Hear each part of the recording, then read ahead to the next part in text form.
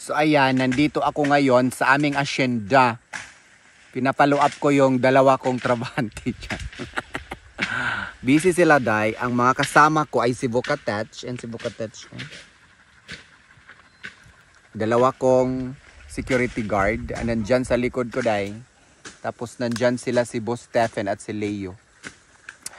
Ito yung pinapalinis ko sa kanila kasi yung parting yan, yan yung doon sa paanan na yan dyan. Hindi ko na pinagalaw yung mga kahoy na yan. Kasi yung mga kahoy na yan kasi is malalaki na. At ano yan, yan yung makapag-conserve. Hindi conserve. Yun yung, ang lupa kasi dyan is talagang bangin.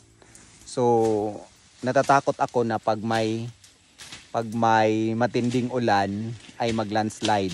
Kaya hindi ko na pinagalaw yung mga kahoy na yan. Kasi doon sa tuktok na yan, yun yung bahay kubo namin. So yan pinalinis ko dyan kasi doon sa paanan na yan, ayun yung pataniman ko ng mangga. So mga 3 mangga dyan ang kasya. Tapos itong mga laguna na to, hindi to pwedeng taniman kasi dito ipapastol ni Nonoy Toroy ang kanyang mga hayop like kalabaw at saka baka. Tapos dyan lang yung pinalinis ko sa kanila kasi yung parting yan ay pataniman ko pa din ng mangga hanggang doon. Tapos yun lang. At itong mga laguna na to, ang tawag kasi sa amin ito laguna, yung mga ganito. Nagbaon sila ang baon nila is buko juice. Kasi nga mainit. Pero hindi naman mainit na mainit. Kasi nga maganda yung init sa amin. Kasi nasa tuktok kami ng bundok. May kasamang hangin. Kaya malamig pa rin. Pero ako balot na balot pa rin ako. Kasi nga galing ako doon sa tuktok ng bundok. Yung mga kasama ko, ayan yung dalawa kong security guard. Tapos si Buka. Ayan nandun si Buka. And then, ito yung laguna na green. Bangin kasi yung lupa namin. Bangin. Sobrang bangin. Tapos yun dun, nandun yung aming, yun yung bahay bukid. Nandun sa tuktok. Kaya kailangan i-protect ko yung area na yan. Kasi nga sobrang bangin. So hindi ko na pinaputol yung mga kahoy na yan. Kasi naka-protect yan sa lupa from landslide. And si Buka. Diba aking Bukatech? Buti na lang hindi tumungtong dito dahil. Kasi hindi ko pinatungtong, hindi ko pinapatong dito kasi medyo mabigat. Tapos ito, lahat ito laguna. Ito yung papastulan ni Nonoy Toroy ng kanyang mga alagang hayop. Like, meron siyang 3 baka. Meron siya, yung baka niya. Tapos meron siyang 1 kalabaw. Yun lang yung hayop niya. At saka, in the future, yan si Buka. In the future, pag lalaki na yung mga pinauna kong patanim yung mga Madre de Agua, ay doon sa kabila, doon sa baba ng aming lumang bahay, doon ako mag-alaga ng mga kambing. So yun si Bukatech, hindi siya nagpapaano. So yan dyan is talagang maganda dyan kasi nga laguna yan lahat, green na yan lahat. So dyan hindi ko na din yan ipaputol yung mga kahoy para protection sa lupa na hindi siya mag-landslide pag may matinding ulan. Tapos doon sa pinaka dulo, doon sa yung makikita niyo dyan, yung may mga lubi, yan yung boundary. Magpatanim ako dyan ng mga maraming langka para protection din sa lupa at meron akong ipatanim dyan. So yan yung project namin dito ngayon. Tapos balik tayo doon sa pinalinis ko. Yung pinalinis ko doon ni Boss Stephen at saka ni Leo. Balik na Box. Shh. Buka. Yan si Buka. So meron na ako ditong mga 15 na puno ng seedlings ng mangga para dito ko yan ipapatanim. So yung mga mangga na yon, Carabao mango, apple mango, Cebu mango, Indian mango. So at least iba't ibang variety ng mango. So dito pinalinis ko lang dito para may ano ba, patamnan ko pa rin dito ng mangga sa parting ito. Tapos dyan, buka! Ming!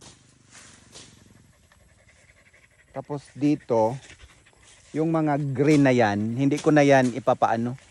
Pabayaan ko na lang yan kasi dyan ipapastolin nito yung kanyang mga alagang hayop. Tapos doon yung nilinis nila, dyan ko ipatanim yung mga mangga. Siguro mga ano dyan, mga ilang 4 siguro na puno. Kasi ang pagtanim kasi ng mangga, kailangan may yung distance niya is malayo. Kasi lalaki yan eh. Para paglaki niya, maganda yung tubo. At saka dito, yan, mangga dyan. Para protection sa lupa na hindi siya maglandslide. So yung mga kahoy na yan, kasi nga yung bangin na yan dyan, pabayaan ko na lang yan para lalaki yan. At distansya, yung pagpatanim ko ng mangga, distansya ko na lang din para maganda yung tubo ng mangga. So yun lang, simple na yung plano ko para may maano tayo, may maani tayo 5 years from now. At marami na silang natanim na doon ko pinatanim yung mga first batch ng mga dwarf coconut doon sa paanan ng farm ni Nonoy Toroy. Doon dyan malayo lang, malapit lang. At saka doon sa baba niyan, maganda ang lupa niyan. Yun ang plano ni Mother is ipapalinis din yan para sa next year na taniman kasi nga maganda yung lupa doon. Mag-hire lang ako ng mga tagalinis. Siguro mga 1 week matatapos na yan. Para yun nga, request ng inay na taniman ng magandang, basta magpatanim doon pero next year na. So pagkatapos ng matanim na, pag darating na yung mga na binibigay na mga seedling sa akin, pagkatapos nasamad ka dong? Agoy, pag careful dong. Kasi marami pa tayong gagawin. So magpaano na naman ako. Yung ano dito, yung ipa-maintain ko talaga is yung garden para sa mga vegetables. At saka itong mga pinapatanim ko sa kanila na mga namumungang punong kahoy. Syempre, kailangan nilang i-maintain ito, linisin para maganda yung tubo niya. So yun yung mga plano ko dito, Day. Sayang yung lupa namin, napakalaki yung lupa namin kaso lang bangin. At saka yun lang ang kaya kong gawin dito. Okay? So that's all for now. Sobrang laki ng lupa na to. Ba? Pag-ulingon na. Pag-ulingon na dong. Kuan na siya kanang nindot kay na siya no. Kay kuan kaayo kanang maganda yan siya na pag-ulingon kasi namumulaklak yan. At yung bulaklak niya, namumulaklak siya pag summer. Maganda yung bulaklak niya kasi parang cherry blossoms na maliliit. Pink o white. So yun lang muna ang update. Dahan-dahan lang tayo kasi nga ang dami ko pang plano dito pero yun nga, hindi ko yan magagawa kung ako lang kasi wala akong kakayahan na kikilos. Kaya meron akong dalawang ano dito, si Leo at saka si Stephen. So yun, at saka meron pa akong plano doon sa bahay ng Itay sa kabila. Yung maliit doon na ginawang garden namin dati, ipapalinis ko din po yun. Kasi pataniman ko yun ng niyog. Kasi maganda kasi yung niyog. Maganda yung niyog itanim. Kasi nga after 5 years ay mamumunga na. So yan muna yung update ngayon. At yes, that's all. So malamig pa rin. At kailangan pa rin umulan kasi nga hindi pa namin naitanim yung mga seedlings na nagsidatingan na. So ang dumating dito seedlings ng mangga, niyog, balimbing, avocado, ano pa yun? Kalamansi. Walang kalamansi. Ano pala? Guyabano. Bumili na rin ako ng seedlings ng guyabano. Kasi nga yung guyabano, mahirap siya yung buto ng guyabano, mahirap siyang patubuin.